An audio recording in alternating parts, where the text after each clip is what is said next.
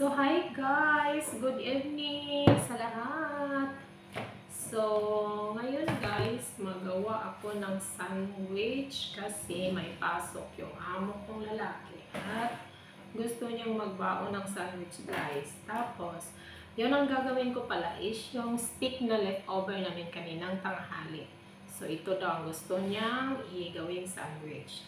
So, ito yung leftover namin kaninang tanghalian. Stick ito guys. Beef stick. Yung stick. At saka, gawin ko ito. Kailangan lang niya ng 3 piraso kasi isa daw sa kanya, isa sa kanyang ka-workmate at saka isa sa kanya. Basta tagi-isa daw silang 3. So, itong 3 naman is para sa 3 kong alaga. Sorry. So, ayan. Start na tayo guys. So, unahin natin ang may kamatis ako at saka ito lang maliit na dahon ng anong tawag dito? Lettuce. Ayaw nila yung maraming dahon. So, slice natin ng maliit guys. Yung medyo pahaba pa. Ganyan guys, ganito lang siya.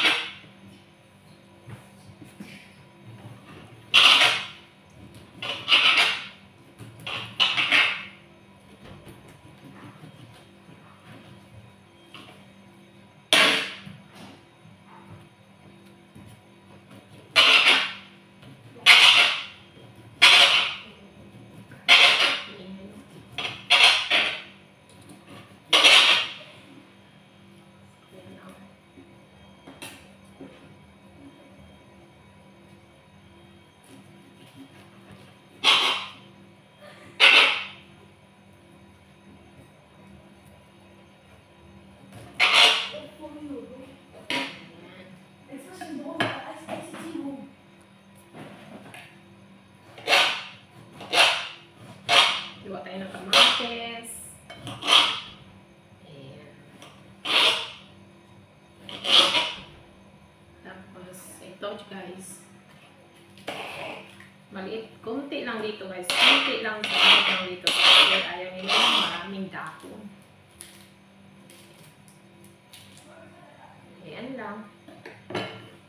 Tapos, usually gusto ni amo ng sibuyas guys. Pero, kasi papasok siya, ayaw niyang kakain ng sibuyas kasi daw naamoy, mamamatay daw sa amoy yung ano niya, pasyente. Mamamatay daw yung pasyente niya guys. Slice natin dito.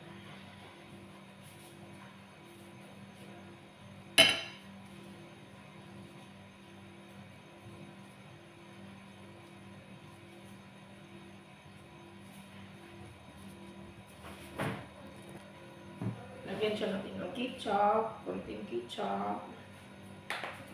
Lagyan natin siya ng tabasco, medyo maanghang. Alam nyo naman, mahilig sila sa maanghang. So, ayan na, i-close natin siya. Tapos, ilagay natin siya sa grill. Ayan. So, lagyan natin siya ng dahon-dahon. Ganyan lang, dahon-dahon, kunting dahon-dahon. Tapos, kamates. Ayan, lagyan natin siya ng kamates. Lagyan natin siya ng tabasco. Kasi si amo guys, mahilig sa tabasco. Tuwing kumakain, kailangan mayroon to sa harapan niya. Tapos, konting ketchup.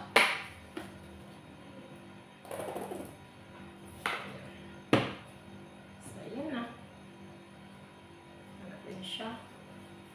Ito na guys. Chuku! So, hi guys! Ito na yung nagawa kong sandwich. Ayan guys. So, ayan. Ito na yung sandwich ng babaunin ni amo. So, i-prepare ko lang siya. Babalutin ko lang siya. Tapos, done na. So, thank you for watching guys. Thank you so much.